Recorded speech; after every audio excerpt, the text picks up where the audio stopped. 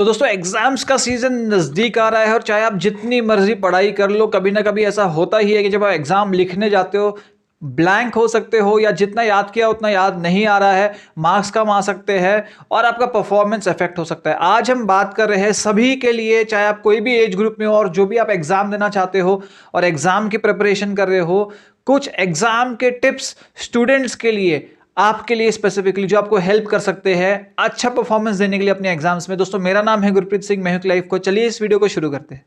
तो अक्सर हमने देखा है कि बहुत सारे लोग पूरे साल कोई भी पढ़ाई नहीं करते हैं और लास्ट एक महीने पहले उन्हें याद आता है अरे एग्जाम आ रहे हैं, अब क्या करना है, अब पढ़ना पड़ेगा। बहुत सारे लिमिटेड लोग ही ऐसे जो पूरे साल भर अपना ध्यान देते हैं, लेक्चर्स अटेंड करते हैं, पढ़ाई करते हैं, रेगुलरली सिलेबस को मेंटेन करते हैं। पर अगर आप लास्ट मोमेंट पे भी पढ़ाई कर रहे हो तो सबसे पहले आपके लिए ये टिप है कि एक महीने पहले कम से कम आप नींद से जाग जाइए। इतना भी लाइटली मत दीजिए एग्जाम को कि आप 10 दिन पहले या 5 दिन पहले बुक लेके आ रहे हो, बोरो कर रहे हो, रेंट पे लेके आ रहे हो और आप सिलेबस को पढ़ने की कोशिश कर रहे हो। आप पैनिक ही कर जाओगे, कुछ याद नहीं होगा। कम से कम एक महीने पहले जाग जाइए। पहले जाग जाइए तो और अच्छा है, पर अगर आप एक महीने पहले भी जागते हो तो ये टिप्स है जो आपसे शेयर कर रहा हूं, जो आपको यूज करनी चाहिए। तो एक महीने पहले जब आप जाग गए हो तो एक पेपर और पेन ले लीजिए। सबसे पहले लिख लीजिए कि कौन कौन से आपके सब्जेक्ट्स हैं। आपके 5-6 जो भी सब्जेक्ट्स हैं जिनके एग्जाम्स होने वाले, पेपर और पेन लेकर उन सब्जेक्ट्स को लिख दीजिए और उनके बाजू में लिख लीजिए कि डिफिकल्टी के लेवल पर आप उसे कितना रेट करते हो। नंबर 1 की डिफिकल्टी है या नंबर 10 की डिफिकल्टी है या 5 है या 4 है। देख लीजिए कि आपके लिए वो सारे डिफिकल्ट सब्जेक्ट्स कौन से हैं जो बहुत ज्यादा डिफिकल्ट है आपके लिए पढ़ाई करना और जिसमें आपको कम नंबर आने के बहुत ज्यादा चांसेस है। अब आपको एक काम करना है कि आपको फॉलो करनी है एक स्ट्रैटेजी, क्योंकि डिफिकल्ट सब्जेक्ट से आप उससे भागते रहे हो, आज तक भागते रहे हो, बहुत महीनों से भागते रहे हो, तो अभी भी आप भागोगे। आप सिंपल सब्जेक्ट्स की बुक उठाओगे, जब आप पढ़ोगे तो आपको इस तरह का फीलिंग आएगी कि आप बहुत पढ़ाई कर रहे हो, आपने बहुत ज्यादा पढ़ाई कर ली है, लेकिन वो आपके ऑलरेडी स्ट्रॉन्ग सब्जेक्ट्स है, उसमें तो आप स्कोर कर ही रहे हो। आपको वहां पे कंसेप्ट इजीली समझ आ जाते हैं, आप भूलते नहीं हो वो सब्जेक्ट्स को, आपको पसंद है वो सब्जेक्ट्स। पर मैं आपसे सजेस्ट करूंगा कि आप उन सब्जेक्ट से शुरुआत करिए जब आपके पास बहुत कम टाइम है, जो आपका डिफिकल्ट पॉइंट है, जहां पर पास होना मुश्किल हो सकता है, जहां पे मार्क्स लाना डिफिकल्ट हो सकता है।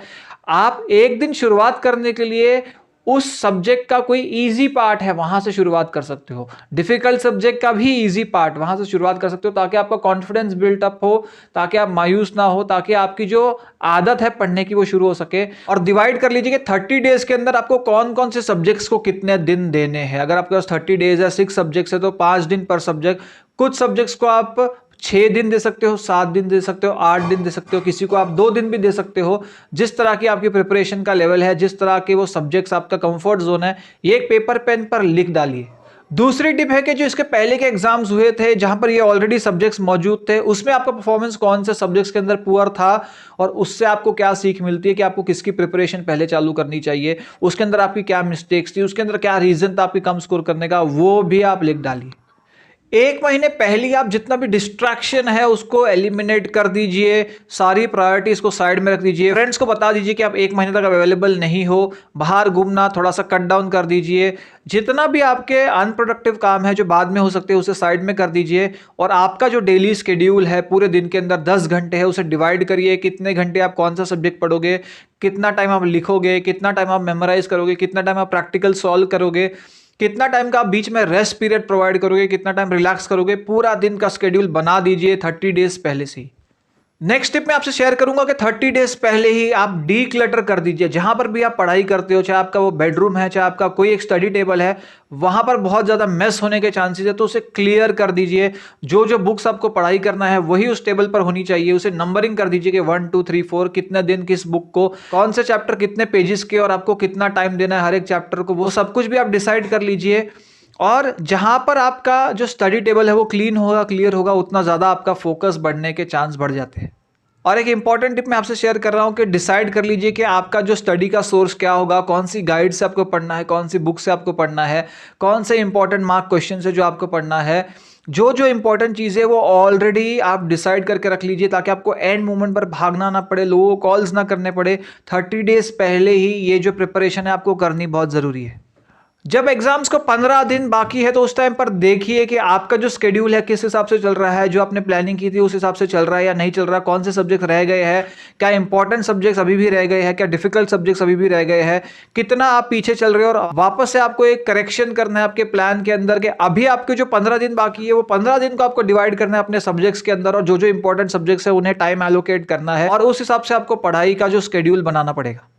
अलग अलग लोगों का पढ़ाई करने का तरीका अलग होता है, कोई लिखकर सॉल्व करते हैं, कोई जोर से बोलकर रिपीट करते हैं। जो भी आपका तरीका है मेक श्योर कर लीजिए कि आप उसको यूज कर रहे हो, और आपके पास अगर टाइम कम है आप लिख नहीं पा रहे हो तो जो भी आप मेमोराइज करते हो अंडरस्टैंड करके मेमोराइज करिए, कंसेप्ट को समझिए, अपने वर्ड्स में आप फिर भी लिख सकते हो, एकदम ज्यादा बाय हार्ट करने की कोशिश मत करिए, कंसेप्ट को समझिए, रीड करिए 5-6 बार, उसको पैराफ्रेज करिए और आप अपने माइंड के अंदर दोहराइए या किसी फ्रेंड की हेल्प लीजिए कि आप एक दूसरे को कंसेप्ट समझने में हेल्प कर रहे हो।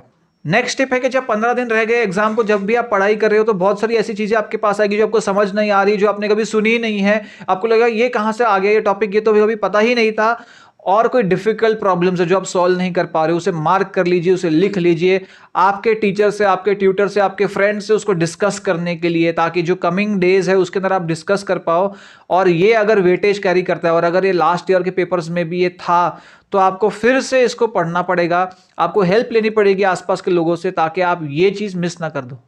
जब एग्जाम को सिर्फ एक हफ्ता रह गया तो उस टाइम पे आपको क्या करना है, आपको पूरे दिन का शेड्यूल सिर्फ डेडिकेट करना है पढ़ाई के लिए। अगर आप सुबह 9 बजे स्टार्ट करो तो 9 से 11 आपने पढ़ाई कर ली, उसके बाद आपने 15-20 मिनट का ब्रेक ले लिया, फिर वापस से आपने 2 घंटे पढ़ाई कर ली, फिर आपने हाफ एन आवर का ब्रेक ले लिया, फिर आपने 2 घंटे पढ़ाई कर ली। इस हिसाब से आपको डिवाइड करना है पूरा दिन, ताकि आप मेंटली भी ना थको, और जहां पर भी आप थकते हो तो उस टाइम पर बाहर थोड़ा सा वॉक करके आ सकते हो, ग्रीनरी में होके आ सकते हो, हल्का फुल्का म्यूजिक सुन सकते हो, आप थोड़ा सा रेस्ट ले सकते हो, आप नैप भी ले सकते हो, पावर नैप्स ले सकते हो। लेकिन उस टाइम पर ट्राई करिए कि आप डिस्ट्रैक्ट ना हो, टीवी का इस्तेमाल बिल्कुल भी मत करिए, क्योंकि टीवी का टाइम आप ट्रैक नहीं कर पाते हो। फ्रेंड्स के साथ फोन पे बहुत ज्यादा बात मत करिए, वो भी टाइम ट्रैक नहीं होता। सोशल मीडिया को तो बिल्कुल अपने आप से दूर रखिए, क्योंकि सोशल मीडिया का जो टाइम है वो ट्रैक करना बहुत डिफिकल्ट है, और आपको कब पता नहीं चलेगा कि 15 मिनट 2 घंटे कब हो गए और आपका पूरा स्केड्यूल खराब हो गया। जब भी आप पढ़ाई कर रहे हो तो सारा रिटेंशन कहाँ हो रहा है, आपके ब्रेन के अंदर, और ब्रेन भी एक मसल है और ब्रेन को भी न्यूट्रिशन चाहिए, तो बिल्कुल भी न्यूट्रिशन के बारे में भी सीरियस होना बहुत ज़रूरी है। कम से कम 1 हफ्ते से 10 दिन पहले ही आप अगर जंक फूड खाने के आदी हो, अगर आप जंक फूड ऑलरेडी भी लाइफ में खाते हो, आपको नहीं खाना चाहिए, पर स्पेसिफिकली एग्जाम के टाइम पर आपको हेल्दी फूड्स, आलमंड्स है, नट्स है, सीड्स है, वॉलनट्स है, हेल्दी ग्रीन लीफी वेजिटेबल्स है, हेल्दी कार्बोहाइड्रेट्स है, अच्छी डाइट आपको रखना ज़रूरी है, हाइड्रेटेड रखना ज़रूरी है, आपको ज़्यादा पानी पीना ज़रूरी है, ओवरऑल अपनी डाइट का ध्यान देना ज़रूरी है, स्लीप का भी ध्यान देना ज़रूरी है। बिल्कुल भी ये मत सोचिए कि आप रात के भी टाइम पढ़ाई करोगे, दिन के टाइम भी पढ़ाई करोगे, आपको एक टाइम चाहिए जहाँ पे आपको 7 to 8 hours of sound sleep मिल रही है। इसलिए स्लीप के साथ बैलेंस डाइट और न्यूट्रिशन आपके ब्रेन को वो पावर प्रोवाइड करेगा कि जो भी आपने पढ़ा है वो आप रिटेन कर पाओ, आप स्ट्रेस में मत जाओ। और बहुत सारे जंक फूड्स है वो आपके स्ट्रेस को और कॉर्टिसोल को ही बढ़ाते हैं, और एक्सरसाइज भी है वो आपके कॉर्टिसोल को कम करती है। इसलिए एक्सरसाइज के लिए भी दिन के अंदर 20 मिनट सिर्फ, चाहे वो वॉक हो सकता है, चाहे वो साइकिलिंग हो सकता है, चाहे वो आप घर के अंदर ही कुछ एक्सरसाइज कर सकते हो, पर जहां पर थोड़ा सा आपका हार्ट बीट तेज हो, थोड़ा सा आप स्वेट करें, आपके अंदर जो है गुड हार्मोन्स रिलीज होंगे, जिससे आपका ब्रेन और ज्यादा रिफाइंड वे से वर्क करेगा, और जो आप पढ़ रहे हो आप रिटेन कर पाएंगे। जब एग्जाम के लिए सिर्फ 3 से 5 दिन रह गए उस टाइम पे आपको क्या करना है, आपको प्रैक्टिस टेस्ट को सॉल्व करना शुरू करना है। जो भी आपके लास्ट ईयर के टेस्ट है जो इस साल आने के चांसेस है, आपको टाइम ड्यूरेशन के अंदर उस प्रैक्टिस पेपर को लिखने की शुरुआत करनी है, ताकि आपको पता चले कि क्या आप स्लो चल रहे हो, क्या आप ज्यादा टाइम तो नहीं दे रहे किसी क्वेश्चन के अंदर, क्या आप रिटेन कर पा रहे हो जो आपने पढ़ा है, क्या कोई इंपॉर्टेंट क्वेश्चन मिस तो नहीं हो गया है, आपकी प्रिपरेशन कैसी है। उसको टेस्ट करने के लिए मॉक टेस्ट का सहारा जरूर लीजिए जब आप सिर्फ 3 से 5 दिन दूर है अपने एग्जाम से। एग्जाम से जब सिर्फ 1 और 2 दिन बाकी है उस टाइम पर बिल्कुल भी कुछ नई चीज लर्न करने के बारे में मत सोचिए। अब ये मत सोचिए कि कोई कंसेप्ट आपको बिल्कुल नहीं पता, आप उसको 1 दिन पहले लर्न कर लोगे, जो आपको बहुत ज्यादा एंजाइटी में डाल सकता है। इसलिए जो भी आपने लर्न किया है, जो आपके डिफिकल्ट सब्जेक्ट्स के बारे में है, उससे रिलेटेड इंपॉर्टेंट चीजों को रिवाइज करिए। बहुत ज्यादा जो इजी सब्जेक्ट्स है उसके ऊपर ध्यान मत दीजिए, वो आप ऑलरेडी रिटेन कर चुके हो और आप उसको प्रोड्यूस कर पाएंगे एग्जाम्स के अंदर। 1-2 दिन पहले अपने आप को काम रखना, आपकी स्टेट ऑफ माइंड को एक स्टेबलाइज करना, वो बहुत जरूरी है।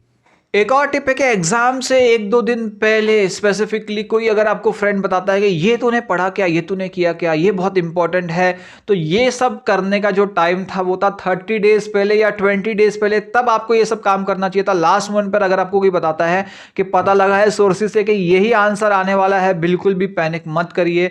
अपने आप पे बिलीव करिए कि जो जो रिक्वायर्ड था पढ़ना, आपकी रिसर्च के हिसाब से, लास्ट ईयर के पेपर्स के हिसाब से, आपके टीचर्स के हिसाब से आपने वो पढ़ लिया है। एक्स्ट्रा स्ट्रेस अपने आप को बिल्कुल भी लास्ट मोमेंट पे मत दीजिए, जिससे आपने ऑलरेडी जो भी प्रिपरेशन की है वो भी आपकी वेस्ट हो सकती है। एग्जाम के दिन पर आपको क्या करना चाहिए? आप बोलेंगे दही शक्कर खानी चाहिए और क्या करना चाहिए? हाँ, ये तो कर सकते हो आप, आपकी मर्जी है। इससे आपका परफॉर्मेंस ज्यादा या कम तो नहीं होगा, पर बहुत जरूरी है कि अपने आप को हाइड्रेटेड रखना जरूरी है। सुबह जब आप एग्जाम के लिए निकलते हो बिल्कुल भी खाली पेट मत जाइए। आपका ब्रेन फंक्शन करता है ग्लूकोज के ऊपर, एनर्जी के ऊपर। कोई कॉम्प्लेक्स और सिंपल कार्बोहाइड्रेट्स का कॉम्बिनेशन, कोई ऐसा ब्रेकफास्ट करके जाइए, फ्रूट्स खा के जाइए जो भी आपके स्टमक पर लाइट भी हो, क्योंकि आपके स्टमक में क्रैम्प्स हो सकता है, बटरफ्लाइज आ सकते हैं जब आप एग्जाम पेपर देखते हो तो कुछ हल्का सा लाइट फूड जरूर खा के जाइए और टाइम से पहले अपने एग्जाम सेंटर पर पहुंचिए। ये भी बहुत एक स्ट्रेस ऐड करता है लोगों के अंदर। बहुत टाइम से पहले भी मत पहुंचिए। अगर आपका एग्जाम 9 बजे है तो 8 बजे मत पहुंच जाइए। बहुत ज्यादा जल्दी पहुंचना भी बहुत सारे लोगों में एंटीसिपेशन क्रिएट करता है, जिससे और ज्यादा वरी और स्ट्रेस होता है और आसपास के लोग आपको और बहुत सारी चीजों से बॉम्बार्ड करेंगे। और ट्राई करिए अगर आप एग्जाम वेन्यू पर पहुंचते हो, अगर आप कार से जा रहे हो, अगर आपके व्हीकल से जा रहे हो, तो उसमें बैठे रहिए। जब 5 से 10 मिनट बाकी है डायरेक्ट एंटर कर जाइए अपने वेन्यू के अंदर। बहुत सारे लोगों से अगर आप मिंगल करते हो 5-10 मिनट पहले, तो बहुत ज्यादा टॉक्सिक एनवायरनमेंट क्रिएट होने के चांस है, स्ट्रेस बढ़ने के चांस है। इसलिए इमीडिएटली जाकर सिर्फ एग्जाम दीजिए और एग्जाम के दिन पर अपने आप को बहुत पीसफुल स्टेट पर रखिए। एग्जाम शुरू करने से पहले एक छोटी सी आप प्रेयर कर सकते हो, ग्रैटिट्यूड की प्रेयर कर सकते हो, जिससे थोड़ा सा कॉन्फिडेंस आपका बिल्टअप होता है। उसके बाद अपने पेपर को स्कैन कर लीजिए। जब एग्जाम पेपर आपके सामने आए उसे स्कैन कर लीजिए, देख लीजिए कि कौन से ऐसे क्वेश्चंस है जो नहीं आ रहे आपको, तो उनको एक हल्का सा क्रॉस मार्क कर लीजिए। कौन से क्वेश्चंस है जिसके लिए आप बहुत कॉन्फिडेंट हो, उसके नंबर्स को मार्क करके उसे लिखना शुरू कर दीजिए। जैसे जैसे आप एग्जाम लिखोगे आपका कॉन्फिडेंस बढ़ेगा, धीरे धीरे चांसेस है कि आपका ब्रेन ओपन अप होगा और जो चीजें आप भूल गए थे या जो आपको क्वेश्चंस नहीं आते थे उनके भी आंसर्स धीरे धीरे आने लगेंगे। और अपनी स्पीड को मेंटेन करते हुए, टाइमर का ध्यान रखते हुए, बहुत स्लो स्टडी स्टेट पर एग्जाम पे पूरा कंसंट्रेट करते हुए अपना एग्जाम दीजिए। और लास्ट बोनस टिप आपके लिए है कि बहुत ज़्यादा पैनिक मत करिए। अगर एग्जाम पेपर आप जैसे एक्सपेक्ट कर रहे थे वैसा नहीं भी आया, तो आपने अपना 100% दिया, आपने जितना प्रिपरेशन कर सकते थे उतनी प्रिपरेशन आपने दी और आप सब कुछ छोड़ दीजिए अपने एग्जाम चेकर के ऊपर। बस आप बेस्ट टू बेस्ट आंसर जो आप लिख सकते हो आप लिख दीजिए, जितनी आपकी प्रिपरेशन थी उसके हिसाब से। और बिल्कुल भी रिग्रेट में मत रहिए, रिमॉर्स में मत रहिए। हर एक एग्जाम, हर एक टेस्ट आपके लिए एक लर्निंग के लिए एक जरिया बन सकता है।